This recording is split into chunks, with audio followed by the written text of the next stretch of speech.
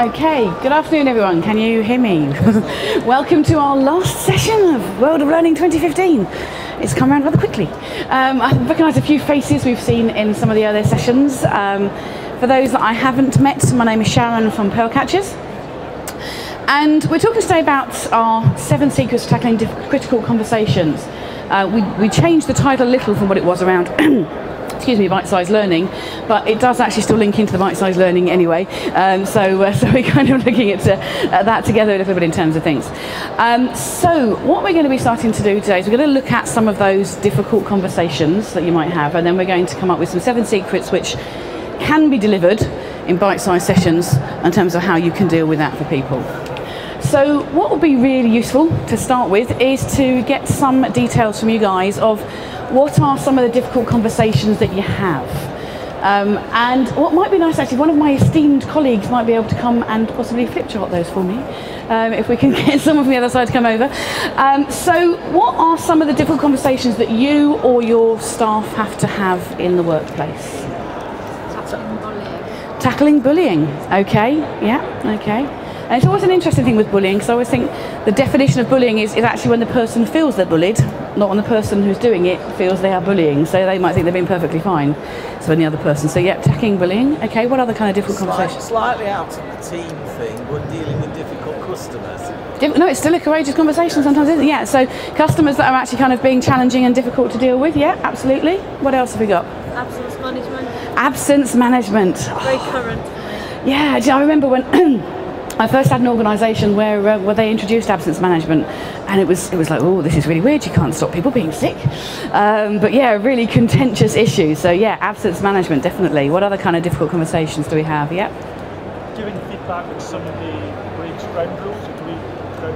Okay, so giving feedback to someone on anything, to be honest, but when they break ground rules, when they're not doing things the way that you expect to do them as an organisation. Yeah, okay. Anything else? Not a low end of praise. Oh, hang on, sorry, one for the other. Your job is at risk. Your job is at risk. Oh, okay, yeah, any of those kind of ones about, oh yes, we're going to have redundancies in it. Could be you. Yeah, okay, sorry, and so what you're saying there? To that poor appraisal. Poor appraisals. Actually, I'm surprised it's taken that long to come up with that, because that always seems to be certainly one of the most challenging conversations is, how do I tell someone that they're not doing their job as well as they should be doing, or there's some kind of problem? The amount of organisations where you've had those kind of things that have been hanging around for a long, long time with things. And it's that idea, the longer you leave it, the worse it gets. So you say to someone, oh, actually, I really don't think you should be doing it like that, but I've been doing it that way for the past 3 years. Why is it suddenly a problem now? Yeah, I've just about plucked up the courage now, but you can't really say that to them, can you? So, okay, anything else? Asking for a pay rise. Asking for a pay rise, okay. And then you probably get onto the whole kind of personal set of difficult conversations. So there's lots of things as well, it doesn't just apply at work. It's those things, as you said, saying something to your other half about sort of the way that they treat you, or asking to go on holiday somewhere, all sorts of things. Friends that you have difficulties with occasions, we all have lots of difficult conversations. So what we are talking about is our model, which we call POW Courageous Conversations. And our POW Conversations models are working on the basis that conversations really are the sort of the lifeblood of organisations. Everything we do comes down to conversations ultimately. And there's a sort of a series of them. We start with POW Customer Conversations, which is self-explanatory, I think, and Courageous Conversations, and all of them have the same model, that you have 7 pearls of wisdom. So 7 is a number that's the easiest or the most that you can tend to remember, and each of the pearls tends to have a fairly easy to follow phrase that describes it. And so when we're looking at this from a bite-sized learning point of view, we will tend to have 1 session on each pearl. So you quite often have an introduction and a review aspect of things, but you'll have 1 session on each pearl and do a number of activities within that. So they tend to be kind of 60 to 90 minute sessions, or we can do something as a whole day or a whole 2 days, but depending on what people want. So to bring this to life a little bit, it's probably been a long day for all of you, it certainly has for me. We thought we'd sort of bring a bit of drama into this for you and to liven up for a little bit. So I have a couple of my actors here who are going to play out a scenario of someone having a difficult conversation, okay? I'll give you a little bit of background to this difficult conversation just beforehand. Basically, Sammy and Delilah work for Cheapskate Airlines. They're both stewards, or stewardesses, whatever you call it these days, cabin crew. And they're great friends as well. They've been friends for a long time. Sammy's been there like 10 years and she's just been promoted to head steward, so she's very excited about it. Really good friends with Delilah, but she's just had a complaint about her, that apparently she was a little bit rude and spilt some wine on a first-class female customer because she was too busy flirting with the husband. So Sammy's really worried about how she's going to say this to Sammy, to Delilah rather. So one of the things that they quite often do after a big long-haul flight is they'll go to the pub and have a few drinks and kind of have a debrief, I use that word very loosely, on what happened on the flight. And so Sammy thinks this is going to be an ideal time when they're nice and relaxed to chat to Delilah about what the problem is. Now, as you can probably gather from this, we're going to approach it from the point of view of a how not to. So Sammy's not going to do it terribly well. We probably are going to be a little bit extreme and possibly a little bit funny. If you wish to laugh at anything they say or do, that's perfectly fine. If you don't, they won't be offended either way. Okay? So I'm going to introduce you to Sammy and Delilah, and I'd like you to watch what they're doing. And at the end of it, we're going to ask you what they did well, what not so well, and then I'll talk you through and do a few exercises with yourself with some of the different 7 steps, and then get you to do what we don't do in real life, which is rewind and start again, and you'll have the opportunity to coach Sammy on how to be a little bit better. Okay, so I'll hand over to them for a moment and see what you think.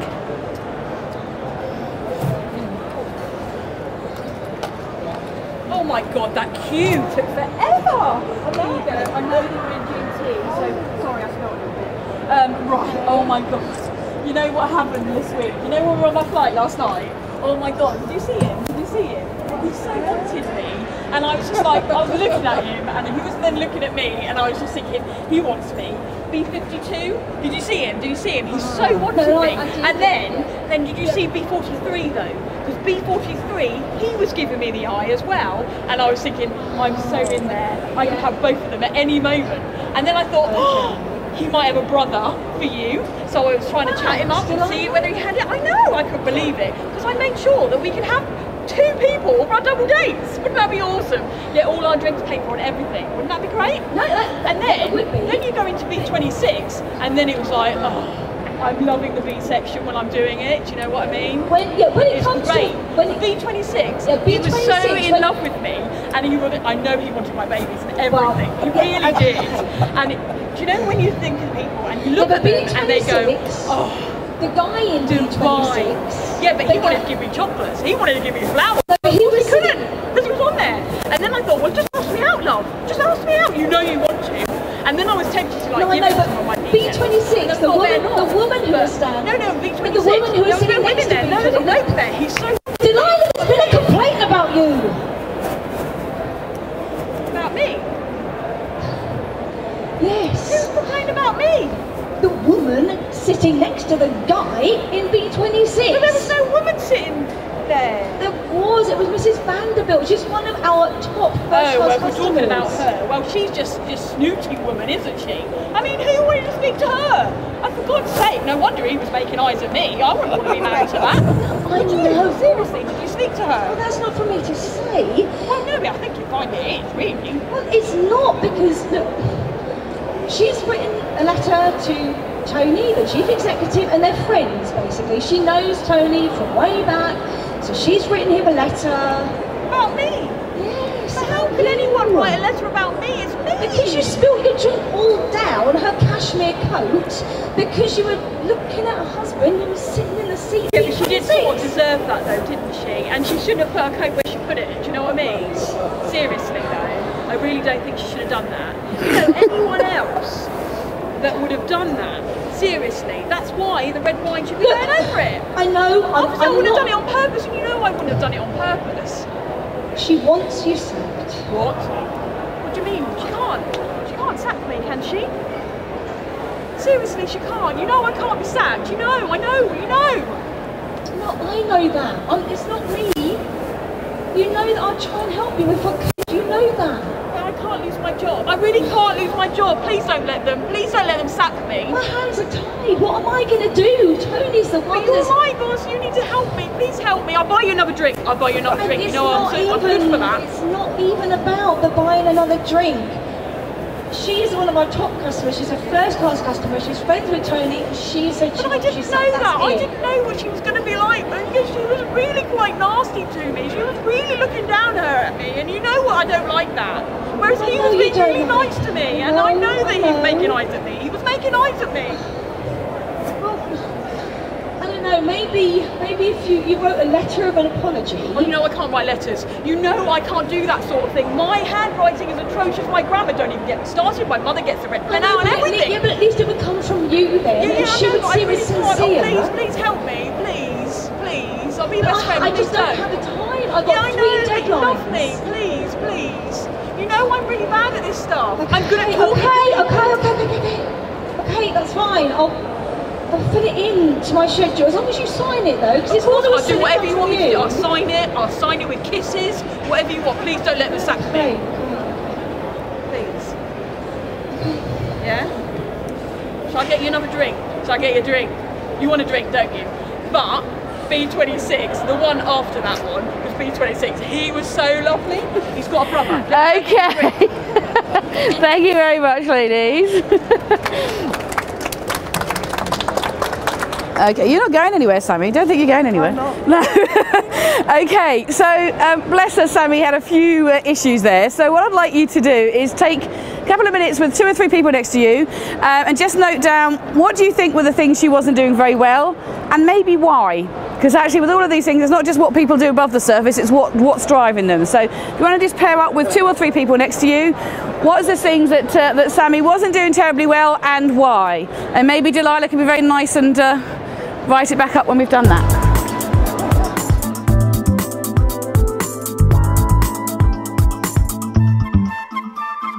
Okay, what do we think? What did Sammy do not terribly well?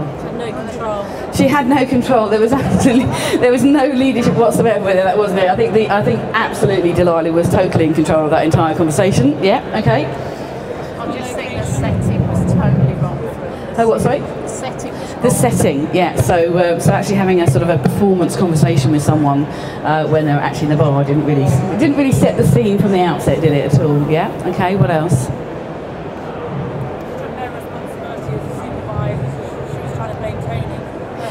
Right, so it's nothing to do with me. I'd be fine with it. It's those managers at the top.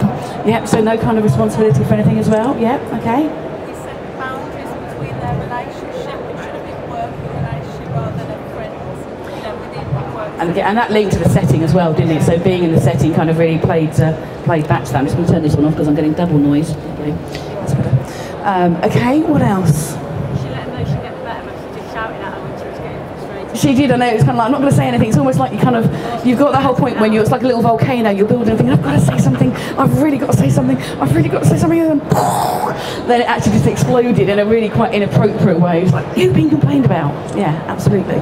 Okay. Anything else? Accepting bribery. Yeah, it was. To be honest, I'm not sure she needed the drink. I think she probably would have done it anyway, actually, but yeah, she's very cheap. Very, very cheap for that kind of thing. So we got sort of some things she didn't do. So some very basic things. She obviously didn't really get to the nub of the problem. But why do we think that is? She's a very nice person, I'm sure. She's just been promoted head steward. She must be doing something right. What do we think's going on with poor old Sammy that led that situation? She lacks confidence. Yeah, definitely. No experience. No experience. Yeah, again, it's like, yeah, hey, you're a manager. You certainly know how to do with these things. What do you think has been going on in Sammy's mind during the whole course of that last flight when she knew she was going to have this conversation? A conflict between friendship and being a boss. Yeah, so she's been worrying about how is this going to affect our friendship, and then if I manage to to keep the friendship, how's that going to affect my ability to be a boss? So she's going to be worrying about it. So what she's probably been doing is an awful lot of this self-talk that we all do. So pearl number 1 is very much around ready, set, go. So ready, set, go, sort of one of the first things obviously is, I'm not going to talk about all of the stuff on this because we'll be here for a while, but I'll pick 1 or 2 key things from each one. So one of the big things is around this idea of creating your success mindset. So as individuals, one of our problems is we tend to talk ourselves down. So you can just imagine what was going on in Sammy's head. She's sitting thinking, oh God, Delilah always takes control of the conversation, and I'm never going to get a word in edgeways, and I'm going to get really embarrassed, and then she is going to get sacked, and then she's going to blame me, and it's going to be all my fault, and it's going to be terrible, and you just kind of get yourself really built up into that state of mind. And one of the big things is the fact that what you say to yourself internally will affect how you are, so you almost create your own history. It's like you're saying, it's going to be a nightmare, so guess what? It is going to be a nightmare. And I like to do a very quick exercise. Some of you might have come across this before, but I like to, when we do these bite-sized things, to do something that gets people moving. So I'd like you to pair up with someone and stand up. I'm going to demonstrate it with the lovely Sammy here for the moment. And it's a very simple exercise. One of you, just name yourself A and B, and person A has got to hold their arm out. Which arm would you like? Any arm, really, doesn't matter. Person B has then got to try and push person A's arm down, and person A's got to try and resist. Okay, so try and kind of push it from the shoulder, just kind of push it down, and see how long it takes. Cool, she's quite strong. Okay. Okay, now we do it again, but person A, who's got their arm out, before you try and push it down, I want the person A to say out loud 3 times, I am weak. Okay, so put your arm out and say, I am weak, I am weak, I am weak, I am weak, and now push. Oh God! Okay, and then do it the other way around, so same arm again, but this time I want you to say 3 times, I am strong. Okay, so 1, 2, 3, I am strong, I am strong, I am strong. and push. And it's much, much harder second time. Swap over and just do it the other way around so you can see what it's like with the other person, okay? So person B now, put your arm out, and then 3 times, I am weak. Oh, okay, she's still strong. Okay, so I'm not letting. I don't believe it. You've got to say it like you really. I am weak. I am weak. Yeah. Okay, and now try the I am strong. I am strong. Oh, straight. Yeah. Okay, take a seat back down. So. That's just one of the exercises we look at with people to think about that. Actually, the stuff that you say to yourself really affects you, both physically and mentally. So you say, oh, actually, okay, I'm weak. Am I? All right, then I'll prove that I'm weak. Oh my God, it's going to be a nightmare. Guess what? It's a nightmare. So we look at people having some tips and things around that right from the outset, getting yourself into the right frame of mind, thinking about what does success look like? How is this conversation going to go well? Look at what you can do rather than what you can't do. And a lot of that comes from what's beneath the surface. So we've talked about sort of, with people, it's all those kind of ideas about your confidence in yourself, your ability, your beliefs about what's right and wrong. So we would spend normally a little bit more time with people on that kind of thing. Second thing is about getting some kind of clarity. What did you want out of that conversation, Sammy? I think I actually wanted her to acknowledge that she had done wrong, and to kind of maybe think of some ways that she could counteract it and sort of have something of an apology from Mrs. Vanderbilt, but also maybe to kind of think about her behaviour on flights, and curb it a little bit. I don't want her to take away from her own personality, because she is who she is, and she's wonderful, she's lively, she's bubbly, but sometimes she can cross a bit of a line, especially with the male customers. So you have got an objective, but it's a little bit woolly at the moment, isn't it? It's not really that clear. So maybe there's something about getting some clarity on that and thinking about what's holding you back. So I'm not going to spend a lot of time on this one, but it is really important getting that clarity at the outset. What do I want? What kind of yes do I want from something? Bell 3 is I'll tell you what I want, what I really, really want. So if you're talking about the performance conversations, it's giving the feedback, it's talking to someone about what is clear, what is the problem now, why is it a problem, and really getting that clarity of actually putting things across, so communicating clearly to someone. Pearl 4, we're going to do another little exercise on this one. Pearl 4 is knowing me, knowing you. I'm a bit of an ABBA fan. I'm a bit of a Spice Girls fan, but anyway. So we talked about that iceberg thing. This is about getting beneath someone's surface. So if you're trying to get someone to a point where you want them to be, you can talk all day about what's important for you.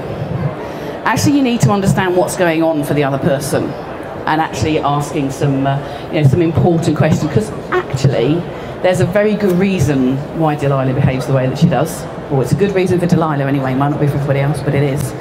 But until you get to know what's going on with the other person, you're not going to know what's the best way to ask the question. So it's really about questioning and listening. Stephen Covey says, seek first to understand, then to be understood, and it's exactly that. So it's really about getting the information from the individual. And it's about that, trying to find some common ground for things for people. Time-wise, okay, I'm going to give you very, very quick 2 minutes, 10 questions to solve a problem for me. Okay, so the problem is a Danish government department started giving biscuits to some of its employees on a daily basis. Why? So you need to find out why a Danish government department was giving biscuits to some of its employees on a daily basis. You've got 10 questions and 2 minutes, but I can only answer yes, no, or maybe. So this needs to work on the basis of being quite quick fire. Don't think about it too much, but ask me a question and I'll give you an answer and see if you can guess it in 10 questions. Deathly silence. Go on. Was it for health reasons? No. I'm saying really, really, really loosely, but not really. Yeah. Was it based on a set of criteria as to whether you got biscuit or not? Yes. Can you tell us that criteria? No. 3 questions. What else we got? Any over this side? Was it, sorry? Was it actually their job to test the biscuits? No, it wasn't their job to test the biscuits. What do we have over here? Promote an industry. Was it? To promote an industry. It wasn't to promote an industry. No, 5 questions down, 5 to go. She suspected they had an eating disorder. No, we didn't suspect they had an eating disorder. 4 questions left. Did the employees request it? No, the employees didn't request it. Was it a reward? No, it wasn't a reward. 2 questions. Was it to give them energy? No, it wasn't to give them energy. Last question. Did they request it? It was to give, maybe not other people, but it was to give away. Okay, you've asked your 10 questions. Any closer to guessing? Okay. You are now allowed 1 more question. However, I can now answer fully. So I don't have to say yes, no, maybe. So think about this for a second. What's that? Why? Okay. So why? Basically, the biscuits were dog biscuits. The employees were postmen. And the biscuits were to give to over-attentive or aggressive dogs to enable them to deliver their post and possibly not get bitten in the process. So that's why it's very, very loosely linked to health. Now, what I did there was I forced you to ask closed questions. But one of the things I notice, particularly when we do things like scenario practice and role play with people, is even when they've got the opportunity to ask open questions, our mind naturally goes to closed questions because our mind is looking for that one right answer. But the problem is you all have to work pretty hard then. It's like, is it this? Where can it be? Actually, just ask them. Get them to give the information. So really crucial thing is about asking the open questions. So why, what and how are the best questions for getting beneath the surface for people. Your yes, no, which answers. Yes, you want to get to those towards the end when you're trying to get a commitment, but not at the outset.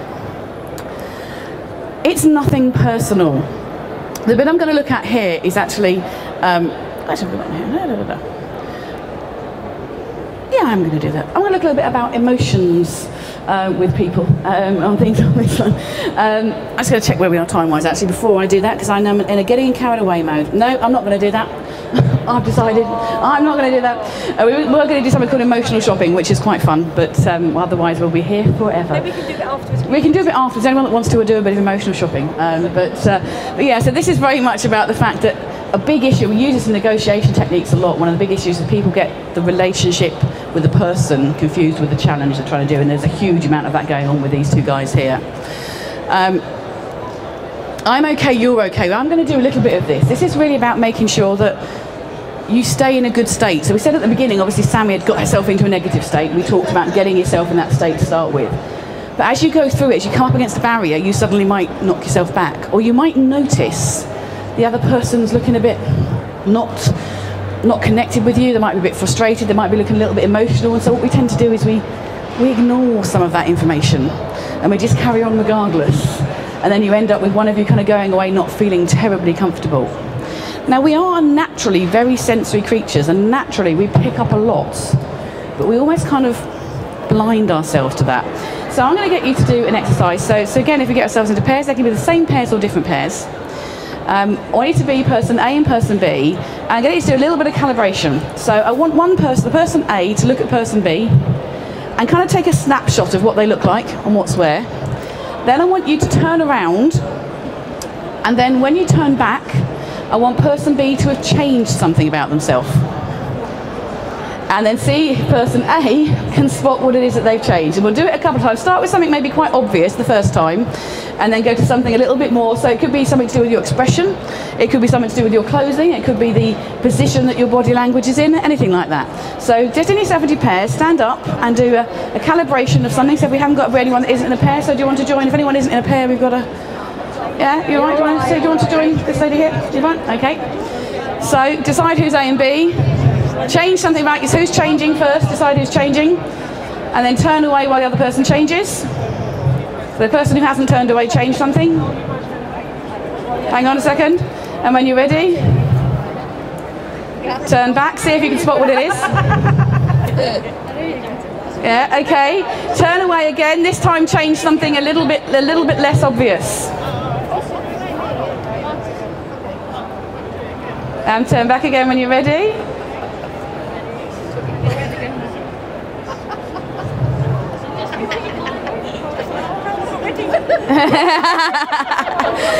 Okay, something else we can do, we do this with noises as well. We do kind of looking at your voice and your facial expression. What I'd like you to do now then is do it the other person now, so the person who was changing. I want you to think of, first of all, something or someone that you really like, and just look straight at the other person, and I want the other person to calibrate what you look like when you're thinking about something or someone you really like. So let's do that first of all. Yeah, exactly. So you think about something or someone you really like, and just look straight at your partner. So just think of anything. Would you not like anything in your whole life? Cats, dogs, children. Some of you, and then calibrate that look. All right then. Well, maybe that's the next one. Then we want you to think about something or someone you really don't like. Either gets you angry or upset, okay? And then look back at them, and I want you to calibrate that look. Okay, so think back at someone that you really don't like. Okay? Now, turn away again, and then I want you to choose whether it's something or someone you like or don't like. Turn back to the person, you have to guess whether it's something they like or don't like. So think of it, turn back to them and see if they can guess if it's something you like or don't like.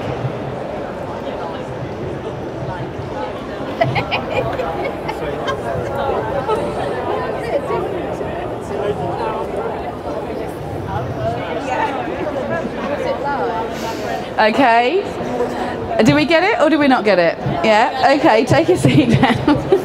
So obviously we would, if we were with people, spend a little bit more time on those, but it's that really looking at, okay, let's tune into that, because we do. There is an exercise, I won't do it today because some people get a bit scared when you just know each other, but you can look into someone's eyes for 2 minutes, ask them to think about a particular emotion, and then look into their eyes for well, even just a minute.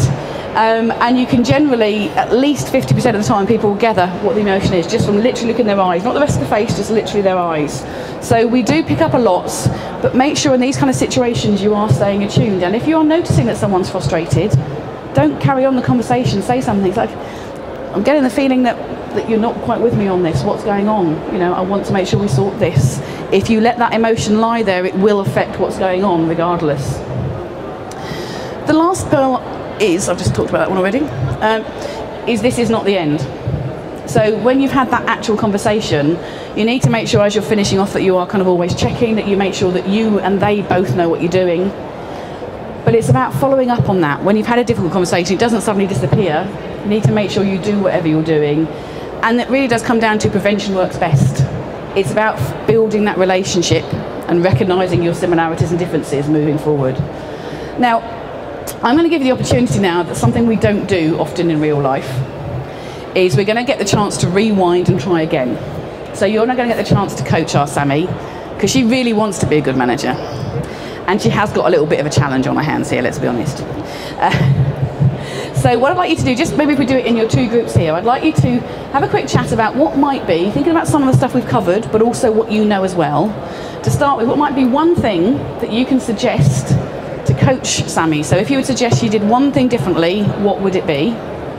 Somewhere else. So if you guys have a quick chat there and you have a quick chat there just for literally 2 minutes, and then we're going to replay the scenario starting from scratch.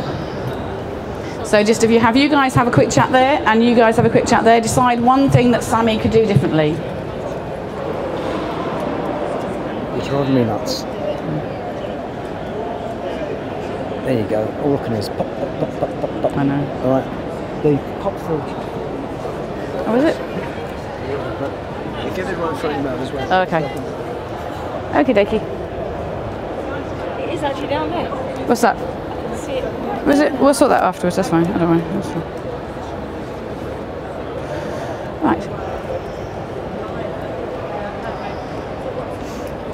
Oh, where's Delilah gone? She started off. Oh, crikey, that's not good, is it? We've lost Delilah totally. No, she knows.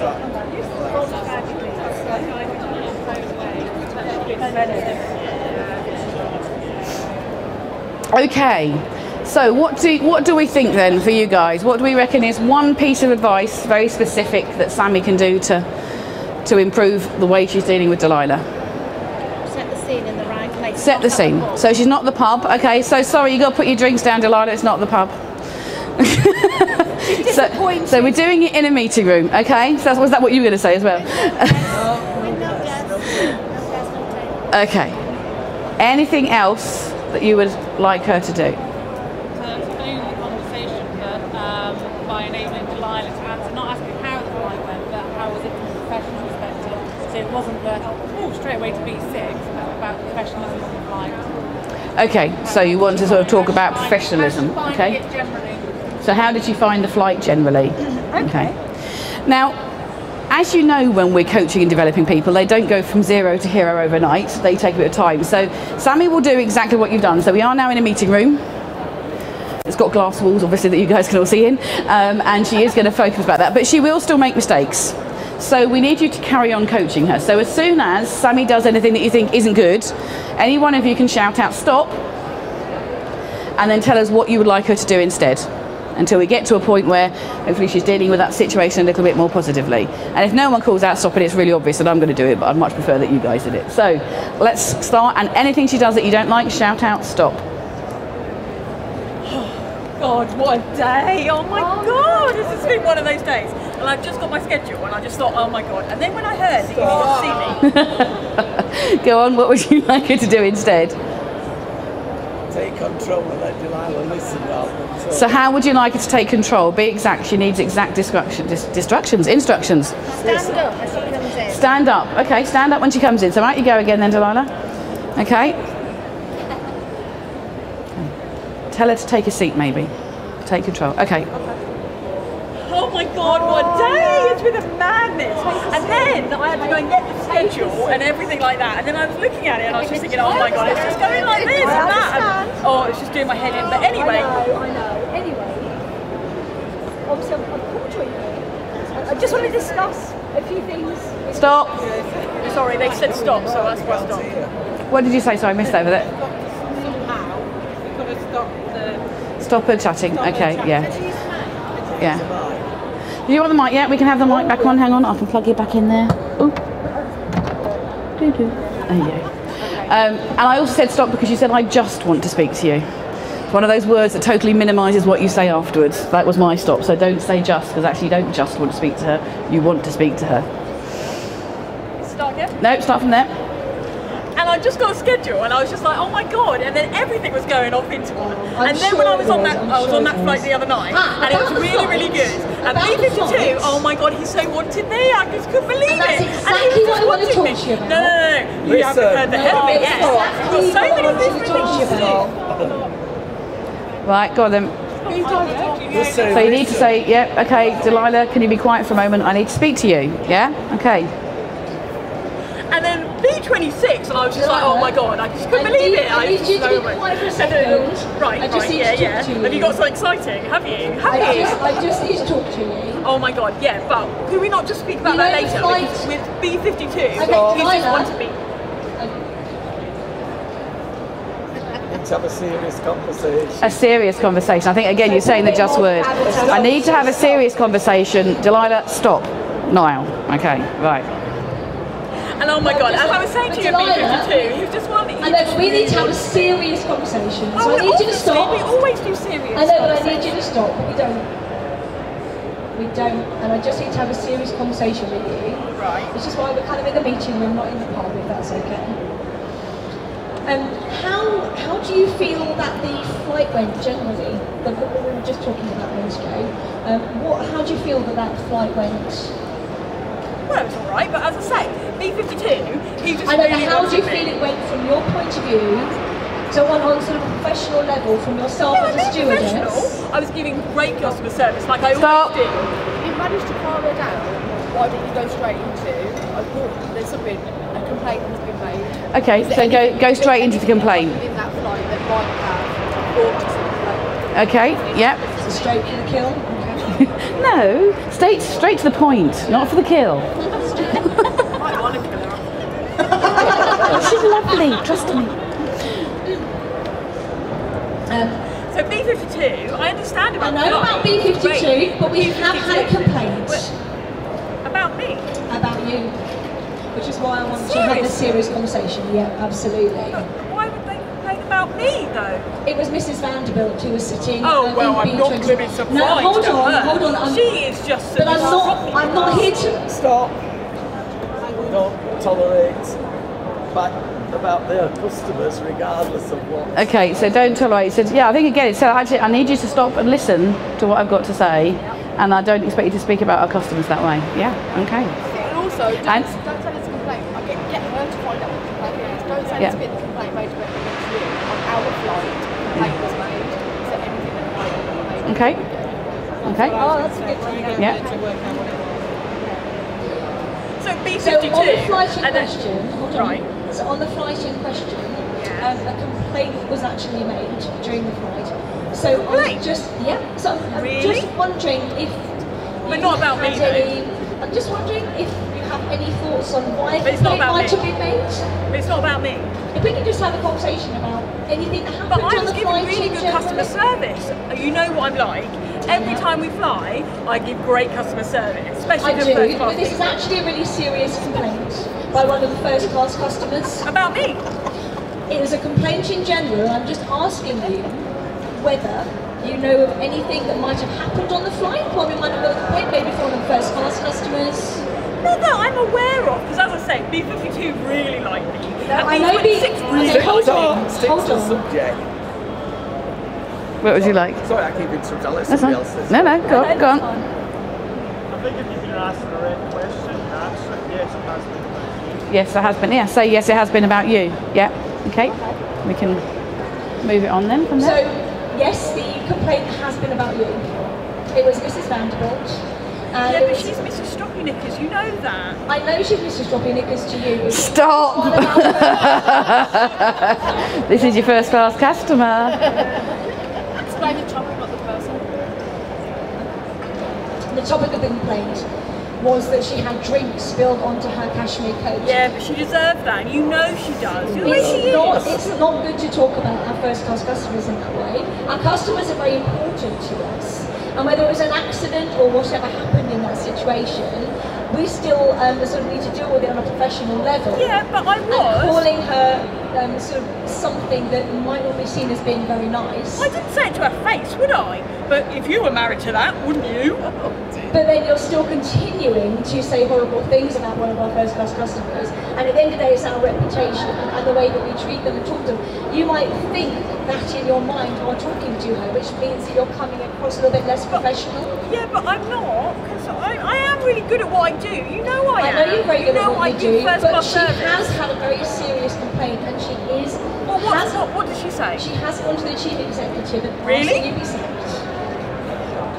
No. And I don't want you to Don't upset you you say by what saying you're doing. that. I think she might have asked for that, but I think you have to stick with what the company's policy is.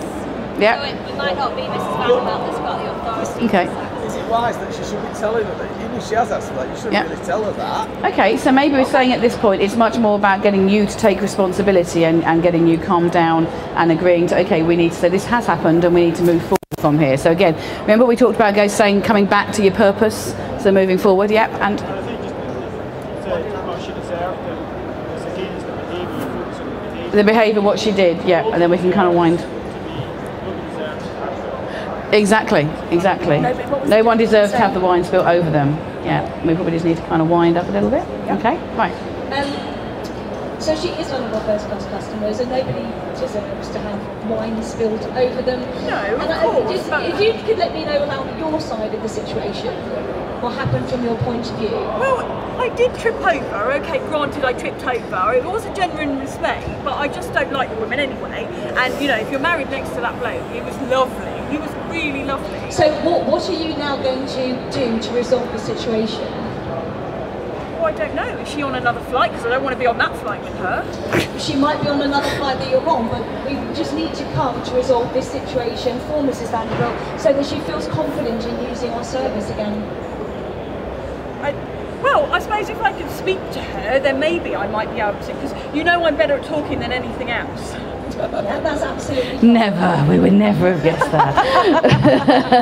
I think I'm going to pause this here actually, because it will take a little while. These conversations don't happen overnight, and obviously normally we have a much longer space of time. But the idea when we do this, you can see step by step, just little changes that people make will actually get you in the right direction. And so we quite often will use this as a starter, we'll work through things, and then we'll come back and do it as we've done here, and potentially get people to play with their own difficult conversations. But the other thing that I wanted to sort of lead on to from here is Power Conversations is a model that we use ourselves when we work within clients, we're doing company training. We found that some people are saying, actually, we kind of have our own stuff, we want to do it ourselves, or we've got our own trainers, or we haven't got the budget for you to come and do it. So we're actually creating something called Power Packs. So Power is still Pearls of Wisdom, and ER is experiential resources. So something we're going to launch in the spring, and it will be 10 modules. So you'll have kind of a pre-work and a follow-up, and then you'll have 8 modules in between that will actually kind of help you to give you all the stuff that you need. It will include pre-recorded videos, webinars, everything you need, from slides, facilitators notes, and some silly little games that kind of really bring things to life, as we did some of those things there. Each session to be run for sort of 60 to 90 minutes. We want to get your feedback on what you think about the idea, what you'd like to have in it, because actually it's meant to be for L&D professionals, so we can design what we like. So you'll see on your packs there is a questionnaire that either you can complete here or you can complete online, and if you do, we've got one of about 5 prizes that you can win, from an iPad mini to actually having your own 3 years license to for the Power Packs, to having some coaching sessions, £50 Amazon vouchers. So there's a number of different things that you could potentially win from that. So hopefully it will take you only about 5 minutes to complete, so we'd really like it if you could take some time either today or online afterwards to fill that in, and then you'll get entered into the free draw from that. Other than that, thank you for staying. I know most people disappear at about 3 o'clock, so thank you so much for staying for this last session. If you've got any questions or queries about Power Conversations or about anything we do, then please stay behind and talk to myself or one of the guys. Otherwise, I'm guessing you're probably going to be going quite soon, so thank you very much. Hope you've enjoyed World of Learning, hope you've enjoyed our sessions, and look forward to seeing you again next year. Thank you very much.